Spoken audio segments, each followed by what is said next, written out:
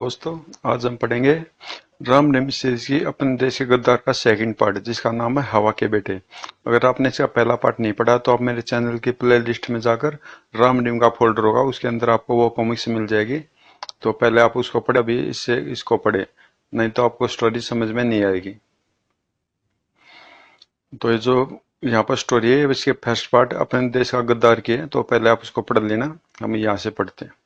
सिगरी, क्या तुम दोनों तैयार हो गए? यस अंकल, यस अब्बा, आओ मेरे साथ। दोनों हैरान हो गए, आश्चर्यचकित हो रहे हैं। कुछ देर बाद ही मेजर आसिफ की कार पूरी गति से एयरपोर्ट की ओर दौड़ी जा रही थी। अंकल, एक बात मेरी समझ नहीं आ रही है कि आप रहीम को मेरे साथ भारत क्यों भेज रहे हैं? बेटा, जब मेरे ऑफिसर यह जानेंगे कि तुम उनके हाथों से निकल चुके हो तो वे हमारे साथ क्या सुलूक करेंगे यह तुम अच्छी तरह समझ सकते हो। हो सकता है वे मेरी इस गद्दारी पर मुझे फांसी पर चढ़ा दें या गोली मार दें, लेकिन मुझे अपनी नहीं बल्कि रहीम की चिंता है। मैं नहीं चाहता मेरे किए का फल रहीम को भुगतना पड़े। इसलिए मैं रहीम को तुम्हारे साथ भारत भेज रहा हूँ। वहाँ यह सुरक्षित रहेगा और मुझे आशा है तुम रहीम को अपने भाई के समान अपने साथ रखोगे। इसकी आप बिल्कुल भी चिंता नहीं कीजिए अंकल। रहीम भारत में बिल्कुल सुरक्षित रहेगा। लेकिन यदि आप लोग भी मेरे साथ भारत चलते तो ज्यादा अच्छा रहता। न जाने पीछे आप लोगों के साथ क्या बीते। तुम हमारी चिंता न करो राम, बस मेरी यह मनोकामना है कि तुम दोनों सकुशल भारत पहुंच जाओ। उसके बाद जो होगा देखा जाएगा। ओह, तभी मेजर आसिफ की दृष्टि कार के बैक व्यू मिरर पर पड़ी। वो हमारा पीछा किया जा रहा है। शायद मेरे ऑफिसर को इस बात की भनक लग चुकी है कि मैं तुम्हें तुम्हारे देश वापस भेजने की कोशिश कर रहा हूँ। ओह, मेजर आसिफ ने तुरंत कार की स्पीड बढ़ा दी, लेकिन जैसे उन्होंने एक मोड़ काटा, या खुदा, सामने से भी हमें घेर लिया गया है। राम रहीम बेटे, लगता है हमें बुरी तरह फांस लिया गया है। प्रत्येक मार्ग पर सैनिक हमारा रास्ता रोके हुए हैं। अब तो तुम्हारे बस निकलने का एक ही मार्ग है कि तुम दोनों चलती कार से कूद जाओ। लेकिन अंकल, लेकिन वह कुछ नहीं, जैसा मैं कहता हूँ वैसा ही करो जल्दी। ठीक है अंकल, जैसा आप कहते हैं हम वैसा ही करते हैं। ईश्वर आपकी रक्षा करें। और अगले ही पल राम रहीम कूद गए कार में से। रहीम, उन चट्टानों के पीछे चलो जल्दी। ठीक है। दोनों पूरी शक्ति के साथ पूरी खड़ी चट्टानों की ओर दौड़े और किसी छलावा के समान पलक झपकते ही चट्टानों के पीछे पहुंच गए। मुझे विश्वास है हम पर किसी की दृष्टि नहीं पड़ी होगी, लेकिन अब्बा, रहीम का गला भर रहा है। उधर मेजर आसिफ कार को जैसे ही कुछ और आगे लेकर पहुंचे। मेजर आसिफ, तुम चारों से गिर चुके हो, अतः तुम्हारी भलाई से मैं कि भाग निकलने का विचार त्याग कर अपने बेटे और राम को चुपचाप कार से बाहर निकल कर ले आओ। ओह, तो आखिर में फंस ही गया। खैर, मुझे अपनी कोई चिंता नहीं, बस खुदा बच्चों पर इनायत रखे। भाग निकलने का कोई उपाय नहीं था, अतः मेजर आसिफ चुपचाप बाहर निकल आए। लेकिन बाहर निकलते उसकी दृष्टि सामने खड़े जिस व्यक्ति पर पड़ी उसे देखकर वे बुरी तरह चौंक उठे। उफ, खुफिया जासूस फन्ने खां, पाकिस्तान का खूंखार जल्लाद।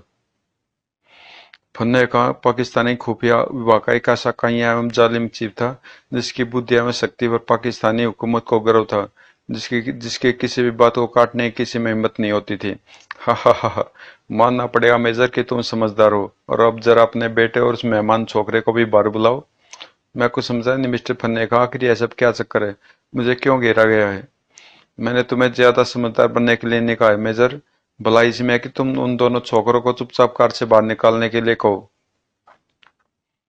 लेकिन मेरे साथ तो कोई भी नहीं है। बकवास बंद करो मेजर। सैनिकों, इसकी कार चेक करो और उन दोनों लड़कों को बाहर खींच लो। लेकिन सावधान रहना, कहीं में कोई गलत हरकत न कर बैठे। Yes sir. कुछ ही पलों बाद, सर कार में तो कोई नहीं है। व्हाट? सच सच बताओ मेजर, तुमने अपने लड़के और हिंदुस्तानी छोकरे को कहाँ भगा दिया? वरना। मैं सच कह रहा हूँ मिस्टर फन्ने का, मेरे साथ कोई भी नहीं था। मैं तो किसी काम से एयरपोर्ट जा रहा था कि रास्ते में। ठीक है, मैं आपकी बातों मान लेता हूँ। अब आप ये बताइए कि आपका बेटा और आपका दोस्त इस समय कहाँ है? वे घर पर ही होंगे। यह गलत है, वे घर पर नहीं है। फिर हो सकता है मेरे घर से निकलने के बाद वे दोनों भी कहीं घूमने निकल गए हों। आप फिर झूठ बोल रहे हैं मेजर। जो लोग आपके आपके घर और आप पर निगरानी कर रहे थे उनका स्पष्ट कहना है कि आप तीनों इसी कार पर और एक साथ रवाना हुए थे, तथा जो सामान आप लोगों ने रखा था उससे यह भी स्पष्ट होता था कि आप लोग किसी सफर की तैयारी में हैं। क्या मतलब मेरे घर पर निगरानी? लेकिन क्यों? इसलिए कि ब्रिगेडियर खान को आप पर पहले से ही संदेह हो गया था कि आप उनके ऑर्डर का पालन न करके उस छोकरे राम को यहाँ से भगा देंगे, और शायद यही आप करने जा रहे थे। यह झूठ है। अपने देश से गद्दारी करने का मुझ पर बेबुनियाद इल्जाम लगाया जा रहा है और यह सब शायद आपके ही कहने पर किया जा रहा है। बस बस मेजर, आप बहुत ज्यादा झूठ बोलने के साथ साथ शानदार नाटक भी बहुत कर चुके हैं। अब आपकी खैरियत इसी में है कि आप सच सच बता दें कि पीछा किए जाने का पता चलते ही आपने उन्हें कहाँ ड्रॉप किया, वरना आप मुझसे अच्छी तरह परिचित हैं। मैंने कहा ना कि मैं अपने बेटे और उसके दोस्त राम को घर पर ही छोड़ कर आया था। और शट अप यू बास्टर्ड, तड़ाक।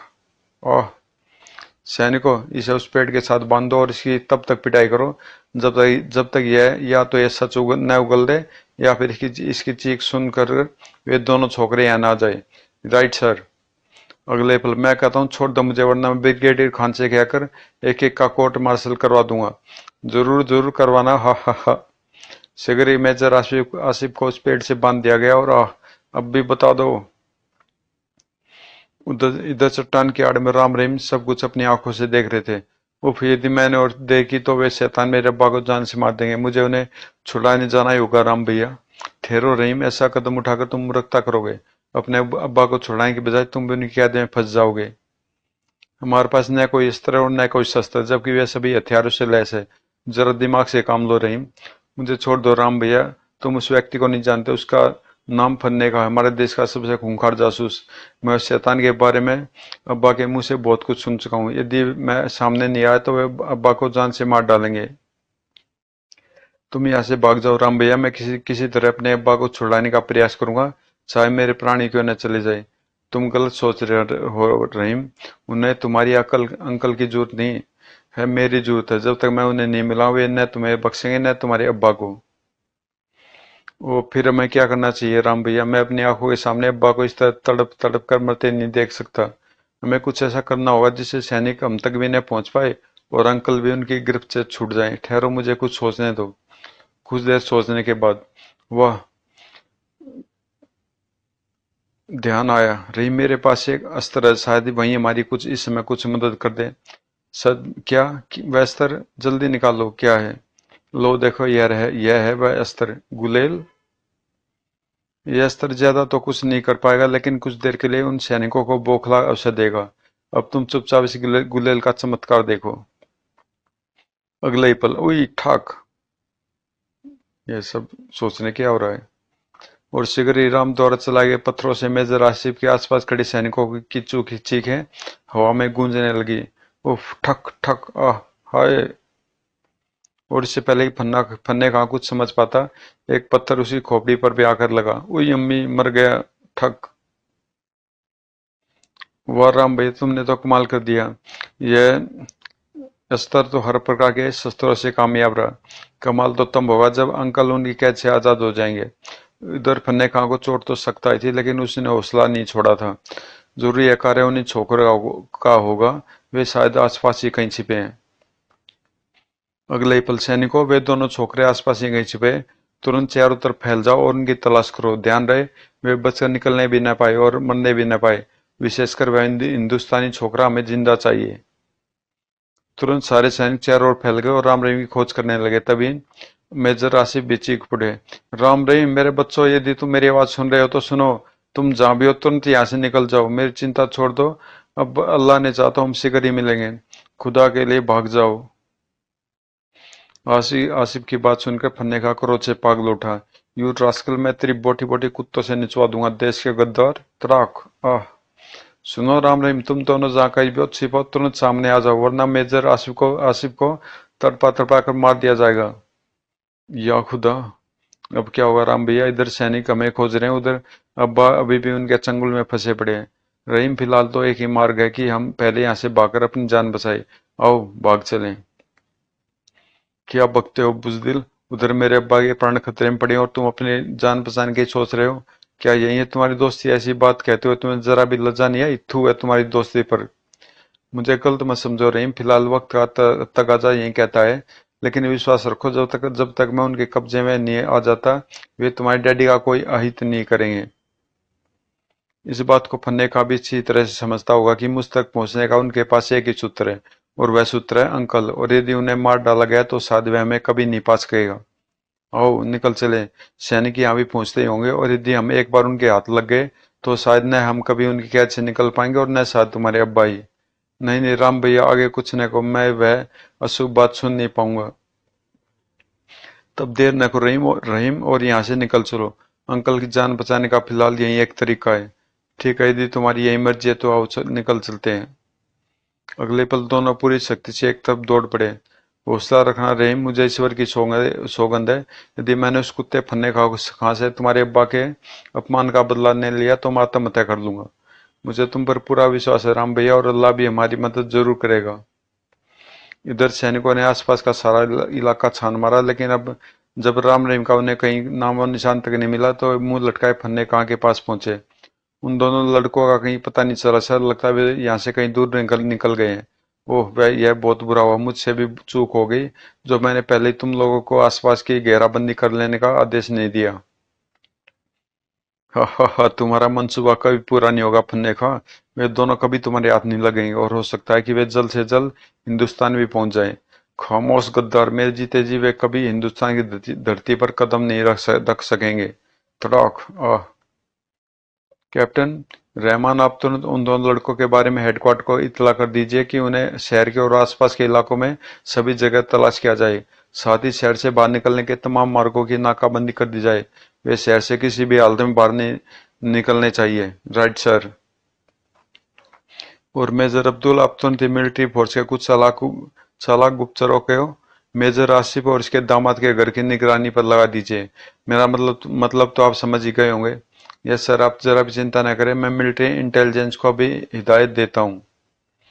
कमीना कुत्ते, यदि तुमने मेरी बेटी या उसके ससुराल वालों के साथ कोई भी बदतमीजी की तो मैं तुम्हारा खून पी जाऊंगा। मेरा खून पीने से पहले तुम्हें अपने सगे संबंधियों का खून बहता देखना पड़ेगा मेजर। उसके बाद यदि तुम्हारे मुंह में जुबान रहे तो अपना यह अरमान भी पूरा कर लेना। हा हा हा। सैनिक को ले चलो इसे हेडक्वार्टर में, इसकी बाकी खातिरदारी हम वहीं करेंगे। फिर से गरी सैनिक काफिला मेजर आसिफ को कैद में लेकर वहां से वापस लौट पड़ा। उधर राम रिम बेतहाशा दौड़ते रहने के पश्चात एक जंगल में जा पहुंचे। इस जंगल में हम सुरक्षित तो हैं, लेकिन बिना भोजन पानी के हमें ज्यादा दिनों तक रुक भी नहीं सकते। हाँ यह बात तो, लेकिन इस जंगल में आश्रय के न लेकर हम जाएंगे भी कहाँ। रहीम, क्या तुम मुझे इस जंगल के आसपास की स्थिति के बारे में बता सकते हो? हाँ क्यों नहीं, जंगल के उत्तर की ओर शहर है, पूर्व की तरफ एक नदी है। और फिर रहीम राम को वह सारी जानकारी देने लगा जो राम जानना चाहता था। उधर जब फन्ने को ने ब्रिगेडियर खान को जाकर सारी खबर दी तो वह गुस्से से पागल उठा। क्या कह रहे हो, कैसे निकल भागा वह हिंदुस्तानी छोकरा? जनाब, इस मेजर के बच्चे ने सारा काम बिगाड़ दिया, और ना राम हमारे हाथ से कभी बचकर नहीं निकल सकता था। मगर मैंने तो तुम्हें पहले से ही सावधान कर दिया था, फिर तुमसे ऐसी गलती कैसे हो गई? क्या तुम्हें नहीं मालूम कि राम हमारे लिए कितना महत्वपूर्ण है? जनाब, अभी भी कुछ नहीं बिगड़ा, वे इसी शहर में या जंगल के भीतर हैं। मेरे विभाग के तमाम आदमी, पुलिस व सैनिक चप्पे चप्पे पर उनकी तलाश कर रहे हैं, और मुझे विश्वास है कि वे शीघ्र ही पकड़ लिए जाएंगे। मिस्टर फन्नेका, मुझे दोनों की नहीं, सिर्फ एक की जरूरत है, और वह एक है राम। और उसे कब्जे में करने के लिए तुम्हें चाहे कुछ भी क्यों न करना पड़े, तुम कर सकते हो। इस संबंध में तुम्हें विशेषाधिकार पहले ही दिए जा चुके हैं। इस उस अधिकार के अंतर्गत तुम देश के किसी भी सैनिक, पुलिस या गैर सरकारी फोर्स से सहायता ले सकते हो, लेकिन एक बात ध्यान रहे, राम मुझे सही सलामत मिलना चाहिए। बेशक मेजर आसिफ के लड़के रहीम को गोली मार दो, उससे हमें कोई हमदर्दी नहीं। गद्दार राम, बाप का बेटा गद्दारी साबित होगा। राइट सर, लेकिन हम मेजर साहब का क्या क्या किया जाए? इसे फिलहाल गुप्त कैद में डाल दो, जब तक राम नहीं मिल जाता। इसका जिंदा रहना भी जरूरी है। Right sir. ओहो, और हाँ, इसके घर की निगरानी करना न भूलना, हो सकता राम रहीम वहां पहुंचने की कोशिश करे। उसकी आप चिंता न करें जनाब, यह प्रबंध मैं पहले ही कर चुका हूँ। हाँ जनाब, एक बात और, क्या आपके पास राम का कोई फोटोग्राफ है? राम की फोटो? ओह हाँ, मेरे पास उसकी एक फोटो है।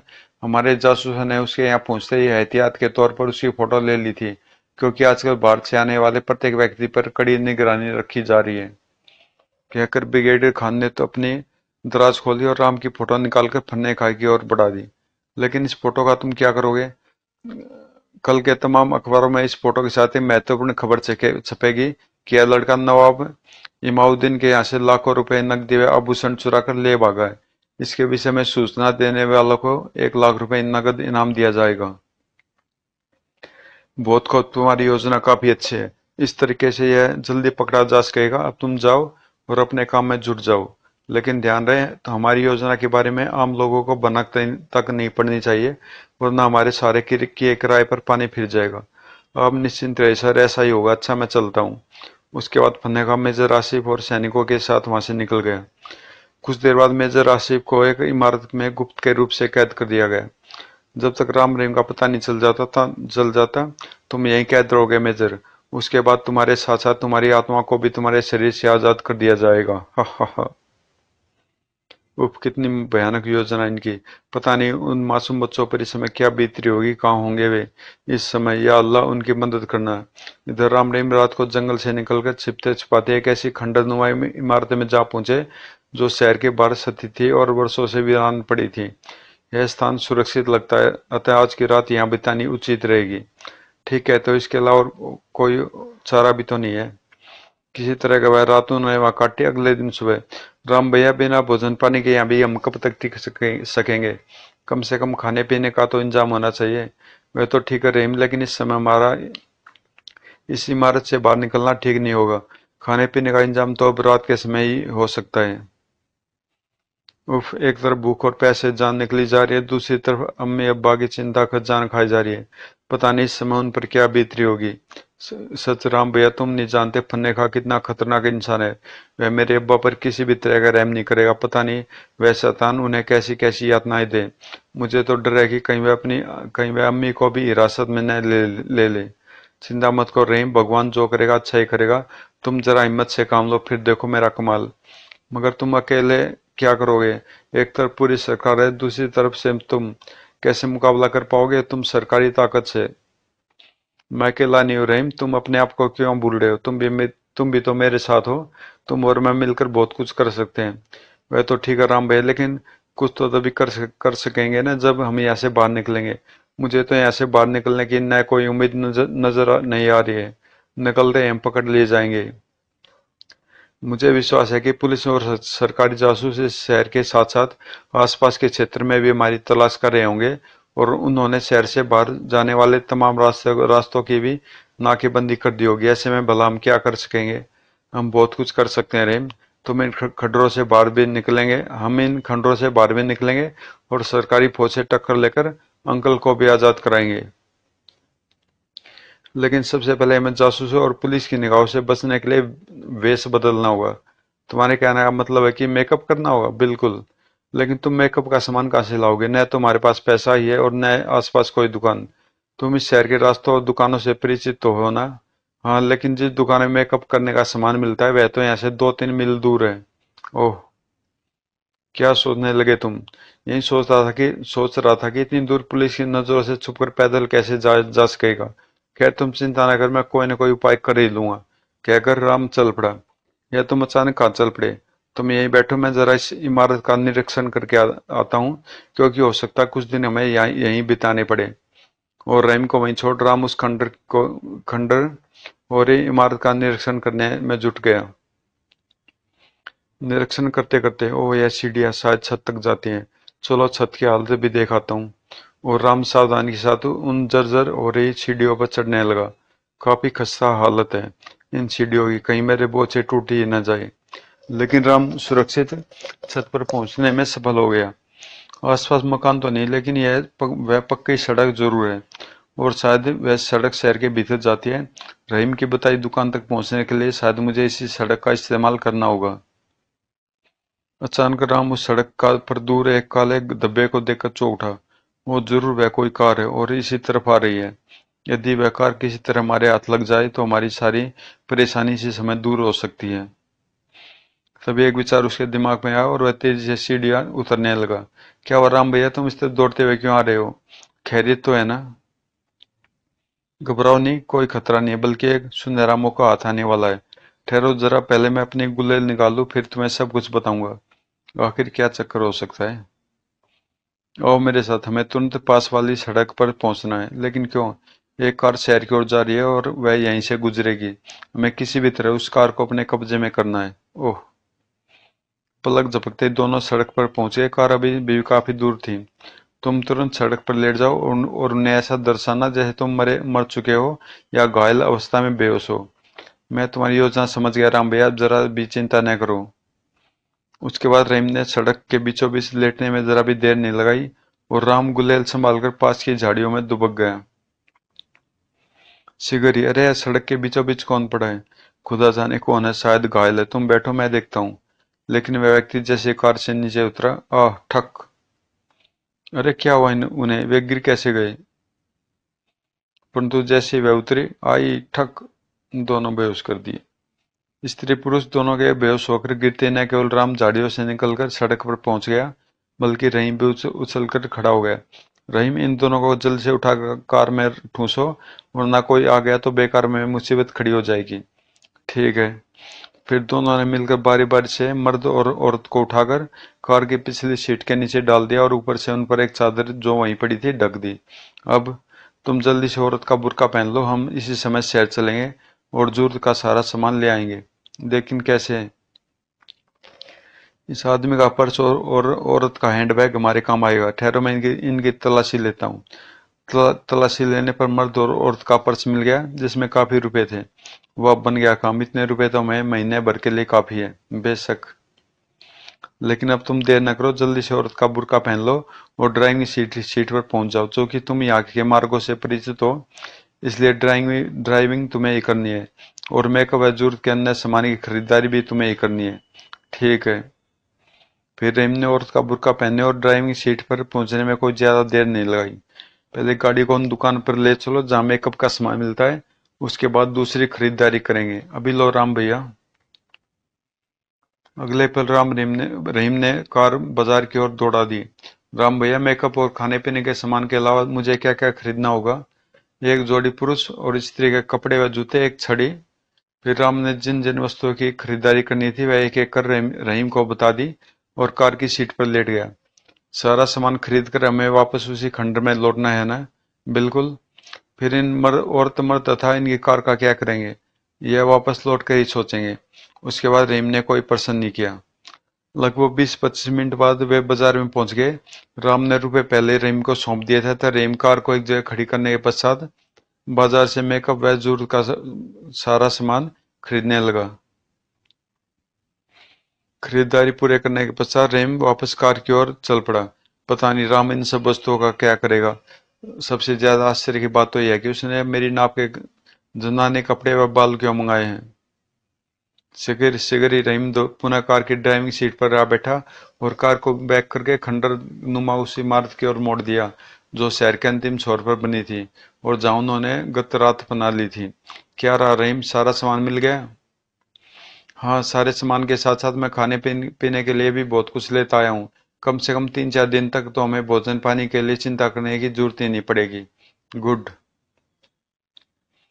जल्दी रहीम ने कार उसी इमारत के पिछवाड़े ले जाकर रोक दी। अब तुम इन दोनों का क्या करोगे राम भैया? क्या इन्हें भी इमारत के भीतर ले चलें? नहीं, इसकी कोई जरूरत नहीं। हम इनके हाथ पैर बांध कर इन्हें यहीं छोड़ देंगे। फिलहाल तो ये अभी बेहोश ही हैं, अतः खतरे की कोई कोई बात नहीं। ठीक है। फिर राम रहीम ने मिलकर रस्सी से स्त्री पुरुष के दोनों का हाथ पैर जकड़े और खरीदा हुआ सारा सामान कार से निकालकर इमारत के भीतर पहुंच गए। शुक्र अब तक किसी किस्म की गड़बड़ नहीं हुई, सारा काम आसानी से हो गया। लेकिन राम भैया, यदि खाना खाने में मुझे बहुत इंतजार करना पड़ा तो तुम्हारे लिए जरूर एक बहुत बड़ी गड़बड़ हो जाएगी। वो मैं तो भूल गया था कि तुम बहुत भूखे हो। चलो खाने का पैकेट निकालो, पहले पेट में कूद रहे चूहों से निपटते हैं, उसके बाद दूसरा काम के विषय में सोचेंगे। और दोनों भोजन का पैकेट निकाल भोजन करने में जुट गए। भोजन करने के पश्चात, नहीं भाई, अब तुम जरा फटाफट मेकअप का सामान और शीशा निकालो। मैं इसी समय अपना और तुम्हारा मेकअप करके फारिग हो जाना चाहता हूँ। ठीक है। रेम ने मेकअप के सामान के साथ साथ शीशा भी निकालकर राम के सामने रख दिया और राम सर्वप्रथम अपना मेकअप करने में जुट गया। वास्तव में राम भैया सर्वगुण संपन्न है। ऐसे मित्र पर तो किसी को भी नाज हो सकता है। जितना यह तेज दिमाग रखता है उतनी हिम्मत भी है इसमें।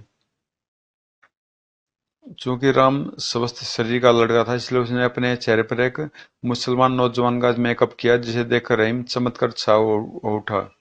क्यों, कैसा मेरा मेकअप रहीम? कसम खुदा की राम भैया, मुझे तो अपनी आंखों पर विश्वास ही नहीं हो रहा है कि तुम राम ही हो। इस रूप में तुम्हें कोई पहचान नहीं पाएगा। गुड। तुम मेरे लिए छड़ी और अचकन पजामा लाए हो ना? हाँ। तो निकालो उन्हें, लगे हाथ में कपड़े भी बदल डालो। रहीम ने राम के नाप के कपड़े और छड़ी उसे दे दिए, और जब राम कपड़े बदल कर रहीम के सामने आया, वाह राम भैया, इस देश में तो तुम किसी रईस के शहजादे से कम नहीं मालूम पड़ रहे। मैं मान गया तुम्हारी कलाकारी को। तो आओ, अब मैं तुम्हारा भी मेकअप कर दूं। और राम रहीम के चेहरे पर मेकअप करने में जुट गया। और जब वह रहीम का मेकअप करके हटा, या अल्लाह, यह हरगिज नहीं हो सकता है। यह तो किसी खूबसूरत लड़की का चेहरा है। तुम ठीक कहते हो, क्योंकि अब तुम मेरी पत्नी हो। वट पत्नी? हाँ, मैं तुम्हारा मर्द और तुम मेरी नई नवेली दुल्हन। चलो, अब तुम दुल्हन का जोड़ा भी पहन लो, जो तुम बाजार से खरीद कर लाए हो। वो अब समझा कि राम ने जनाने कपड़े और बाल आदि क्यों मंगवाए थे। लेकिन रहीम ने ज्यादा बहस न करके जनाने कपड़े पहन लिए, और वह वास्तव में एक खूबसूरत दुल्हन दिखाई देने लगा। वह तुम मेरी पत्नी के रूप में खूब जच रहे हो। कोई भी तुम पर फिदा हो सकता है। हा हा, दत्त। सुनो रहीम, अब मैं तुम्हारा नाम जरीना बेगम है, और मैं तुम्हारा शौहर अली मोहम्मद। हमारी शादी हाल ही में हुई है, और हम लाहौर से यहाँ घूमने आए। समझ गए ना? जी बिल्कुल समझ गई। आपकी एक कनीज। रहीम ने जनानी आवाज में कहा, और फिर दोनों ठाका मारकर हंस पड़े। लो, यह बुर्का भी पहन लो, ताकि रही से कमी भी पूरी हो जाए। सचमुच राम भैया, जवाब नहीं तुम्हारा। अब मुझे विश्वास हो गया कि हम पाकिस्तानी हुकूमत से पूरी टक्कर ले सकते हैं। अब्बा को उनके कब्जे से आजाद करा सकते हैं। रहीम ने बुर्का पहन लिया। इस समय ठीक 3 बजे हैं, यानी रात होने में कम से कम 4-5 घंटे शेष हैं। रहीम, हम जो कुछ भी करेंगे रात के समय करेंगे। इस बीच तुम चाहो तो आराम कर सकते हो, मैं जरा आसपास का राउंड लगा कर आता हूँ। आराम तो बाद में हो जाएगा राम भैया, पहले उन दोनों कैदियों की तो सुध ले लो, जो कार में पड़े। कहीं ऐसा ना हो कि हम उन दोनों बेगुनाह की मौत का पाप हमारे सिर चढ़ जाए। ओ ठीक, याद दिलाया तुमने, मैं तो उन्हें बुला ही बैठा था। आओ, पहले उन्हीं का हालचाल मालूम करते हैं, शायद अब तक उन्हें होश आ गया होगा। यदि उन्होंने कुछ खाने पीने की को मांगा तो दे देंगे, साथ ही उनके जख्मों की मरहम पट्टी भी कर देंगे। लेकिन जैसे वे उस स्थान पर पहुंचे जहां उन्होंने कार खड़ी की थी, अरे कार कहाँ चली गई? कार खुद नहीं गई रहीम, बल्कि ले जाई गई है। और उसे ले जाने वाले और कोई नहीं, बल्कि वही लोग हैं जिन्हें हमने कैद किया था। हवा के बेटे रामनीम की कैद से भागकर उस दंपति ने क्या किया? क्या रामनीम पकड़े जा सके? मेजर आसिफ और उनकी पत्नी क्या हुआ? क्या रामनीम उन्हें छुड़ा सके? तो ये कुछ क्वेश्चन है दोस्तों। इसको हम पढ़ेंगे अगले पार्ट में, जिसका नाम है बम के गोले। दोस्तों, अगर आपको कॉमिक्स पसंद आ रही है तो प्लीज़ चैनल को सब्सक्राइब कर दो, ताकि मेरे भी थोड़े सब्सक्राइब बढ़ जाएं और मुझे भी अच्छा महसूस हो, जैसे आपको कॉमिक्स पढ़कर लगता है। तो मिलते हैं अगली पार्ट में, जिसका नाम है बम के गोले। ये बहुत ही मज़ेदार सीरीज है।